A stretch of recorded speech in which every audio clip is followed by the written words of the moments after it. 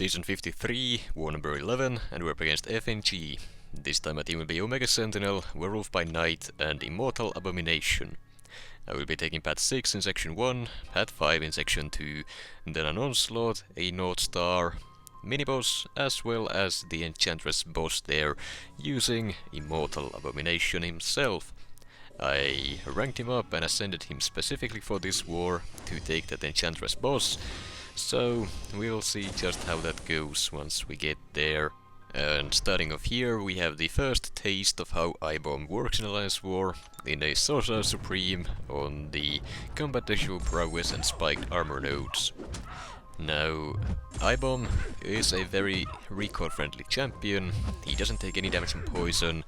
There is still the bleed, but he also has constant willpower healing due to having debuffs on himself, which then offsets some of the actual recoil you take, as well as the bleed from double edge. However, the healing is still affected by the opponent's Despair Mastery, so as you can see, the healing, once those poisons stack up, is not all that high.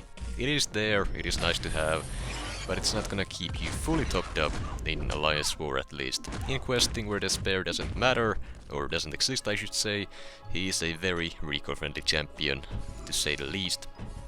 First fight there went quite quickly, no issues there, and next up here we have a Nova on the critical setup and aggression prowess node. I'm taking the fight with Werewolf by Night. Didn't bother removing recoils for this, I figured the fight should be fine. It is just a Nova, what could go wrong? As you can see already here, I'm struggling trying to land that intercept to deal with his charges, and that's gonna come back to bite me in the butt. I also, for whatever reason, could not dex his special 1 there. I never fail it, but this time around, of course, in Alliance War, I mess it up, and yeah, then I throw my special 2 while unblockable, reduce the damage output of it, and all is going horribly wrong. At the very least the fight is almost over, but that's where the charge management comes into play. I get parried twice by his auto block. I did get comboed, but at the very least he didn't do full combos, otherwise that could have ended, well, worse than it did. But yeah, I did end up getting the fight down without dying. It was horrible. I'm not sure what I was doing there. Maybe I just suck. That's probably what it is, to be honest, at this point. I don't know what else to say. Anyways, next up here we have a Toad on the Event Flow Intercept and Sadist nodes, and I'm taking the fight with Omega Sentinel. She's probably the most used champion I have had this season, which I'm not a big fan of. Well, Omega Sentinel, she's a powerful champion, but it gets boring using the same exact champion on basically the same exact fights over and over again.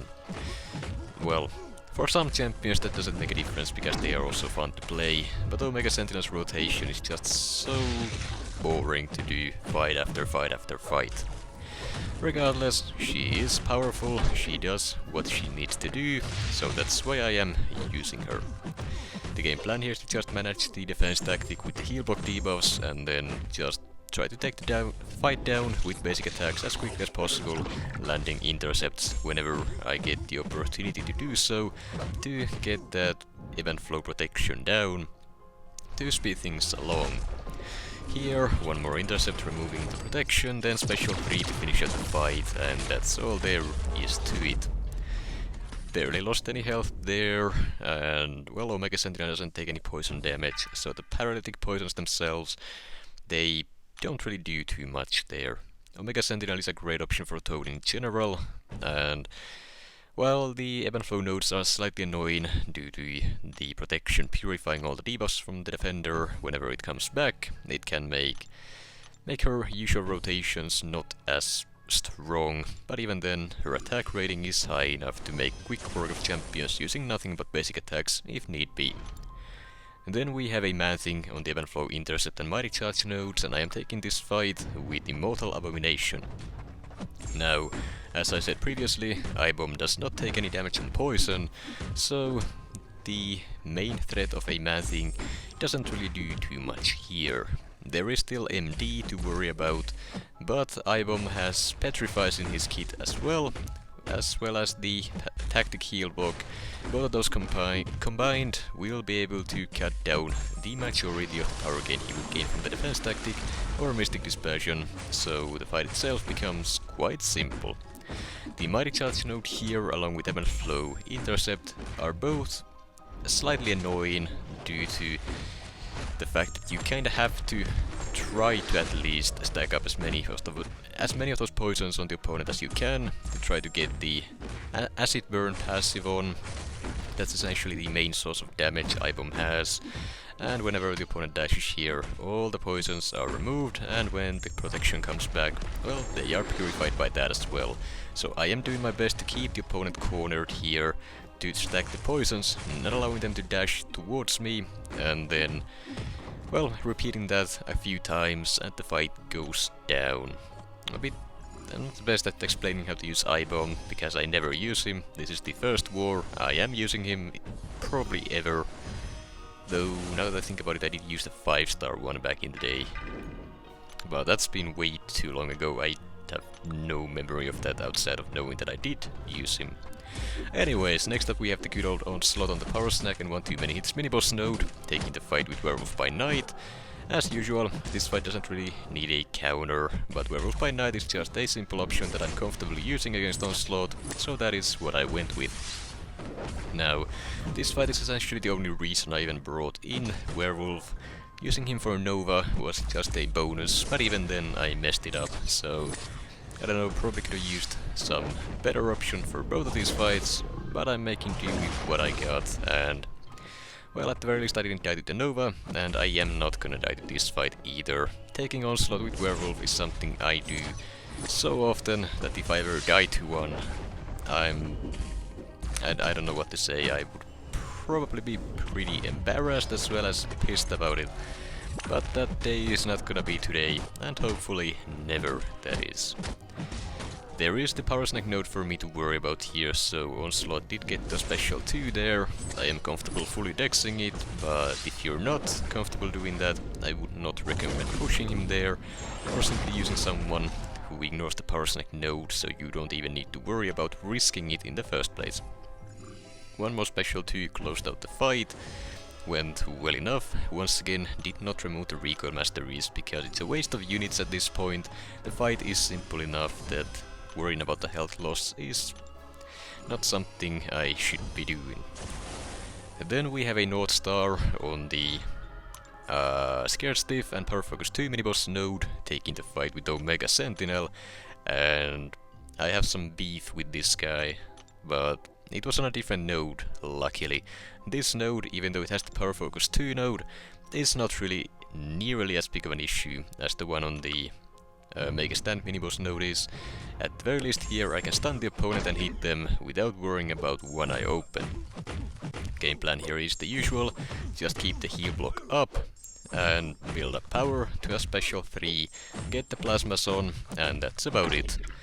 As for the power gain on this matchup, I'm not really worrying about his specials too much. If he uses the special 2, I will go for the full dex, which I have practiced a little bit. If not, I'll just push him to a special 3 and tank that with an invulnerability. That was the game plan at the very least. Got the full dex on the special 2, now going for the special 3 for the plasma divas, and at this point all I gotta do is just to wait it out, let the plasmas do the work, and that's exactly what I'm gonna be doing. Gonna get an opening here, do a full combo into a special 1 to play time. Plasmas finish out the fight, less than a minute, and I didn't lose too much health, if any, to be honest. Slight bit of chip damage here and there, but that's fine. Then I'm gonna be switching out the boosts here for iBomb. I'm gonna be keeping the recoil masteries on, because the damage is definitely needed. This is a very, very big Enchantress boss. And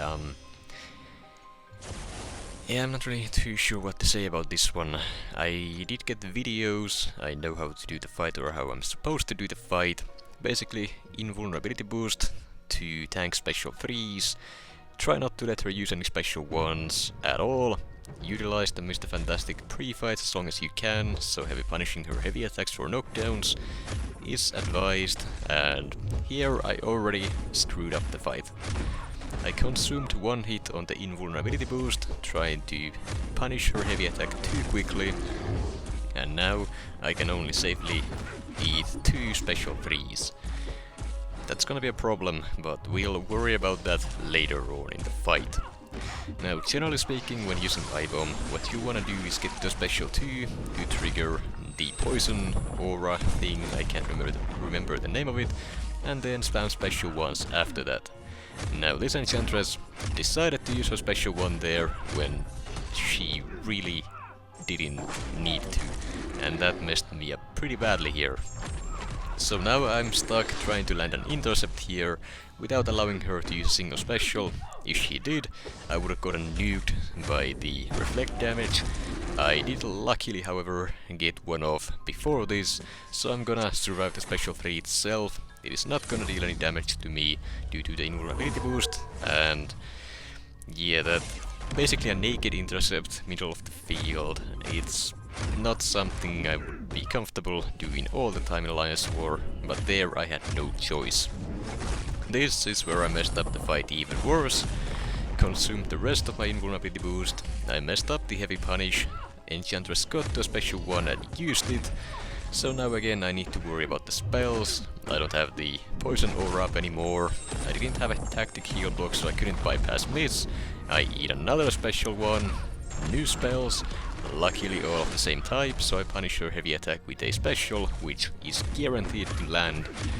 Get the spells off, so now I don't have to worry about the reflect damage, but at this point I gotta climb up to another special to get some damage in. 2 minutes in the fight, we are almost tied in health. Overall it's not looking great. At this point I can't even tank the special 3s due to not having the invulnerability boost left, so I gotta bait and punish the special 1s. I gotta worry about the spells, I need to play around them the way Enchantress was intended to be played against, and it's not a good time, I will tell you that much. Overall, I know how to fight her and what I'm supposed to do to deal with the spells, but actually being able to do it in the middle of a very intense fight, that's another story. Once again I get the spells off, I push her to a special 2, bait it, which is all well and good, deals barely any damage due to all the weaknesses and me having max inequity. She's down to below 20%, I have the poisons up, everything's going okay. I'm gonna try to slow play it here, just stand close to her, let the poison stack up. But now I try to slow combo to just let the poisons do the work. She's left at 1%, she had the acid burn passive active, so half a second later she would have been dead. She gets the special 3, uses it immediately, and I'm dead. This is the second time this season I have died to a defender at literally 1%, and all I needed to do there was slow down my combo a little tiny bit more and I would have lived. But if I slowed down my combo too much, she would have used her special 3 in the middle of my combo. If I didn't slow it down enough, well, that happened. And if I didn't hit her at all, she would have gotten to a special 3 due to the passive power gain from the defense tactic. So all in all, I was screwed at the end there, and it's rough. If I landed a single crit in the fight more than I did, I would have lived. But yeah, as I've said previously, the game just hates me, what can I say? Now as for the results, we still ended up winning the war 12-4. So once again, even though I died, well, again, it didn't cost us the war, so there is that slight silver lining. However, 3 deaths a season, that's horrible. I know it is and it shouldn't happen, but here we are.